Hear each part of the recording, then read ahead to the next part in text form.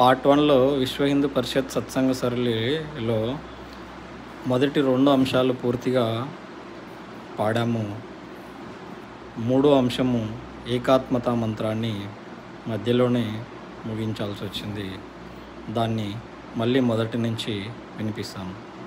ఏకాత్మతా మంత్రం ఎలా పలకాలంటే యం వైదికా మంత్రదృశః పురాణ ఇంద్రం యమం మాతరిశ్వానమాహు వేదాంతినో నిర్వచనీయమేకం యం బ్రహ్మశబ్దేన వినిర్దిశంతి శైవాయమీశం శివ ఇత్యవోచన్ యం వైష్ణవా విష్ణురితి స్తువంతి బుద్ధాస్తదర్హన్నితి బౌద్ధజైనా సత్శ్రీ అకాలేతి చ సిక్కసంతః శాస్త్రేతి కేచిత్ ప్రకృతిః కుమారః స్వామీతి మాతేతి పితేతి భక్త్యా యం ప్రార్థయంతే జగదీశితారం స ఏక ఏవ ప్రభురద్వితీయః.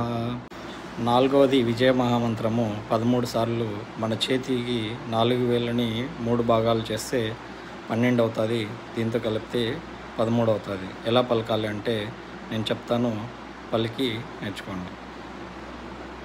విజయ మహామంత్రం శ్రీరామ జయ రామ జయ జయ రామ. మధ్య వేలకు వచ్చేటప్పటికి కొంచెం గట్టిగా పలకాలి.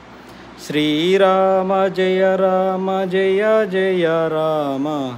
మళ్ళా 3వ భాగానికి వచ్చేటప్పటికి మొదట ఎలా పలికాం అలా పలుకుతాం. శ్రీరామ జయ రామ జయ జయ రామ. ఇక్కడ కూడా అంతే. శ్రీరామ జయ రామ జయ జయ రామ. శ్రీరామ జయ రామ జయ జయ రామ. శ్రీరామ జయ రామ జయ జయ రామ. శ్రీరామ జయ రామ జయ జయ రామ. శ్రీరామ జయ రామ జయ జయ రామ. శ్రీరామ జయ రామ జయ జయ రామ. శ్రీరామ జయ రామ జయ జయ రామ. శ్రీరామ జయ రామ జయ జయ రామ.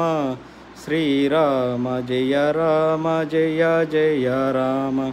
13వసారి మాత్రం ఆ 2 విధాలు కాకుండా ఇంకొక పద్ధతిలో పలుకుతాం అన్నమాట. అది ఎలా అంటే శ్రీరామ జయ రామ జయ జయ రామ. దీన్ని విజయ మహామంత్రం అంటారు. ఇది చదివిన వాళ్ళు, విన్నవాళ్ళు, వీళ్ళకి దైవానుగ్రహం, శ్రీరాముని అనుగ్రహం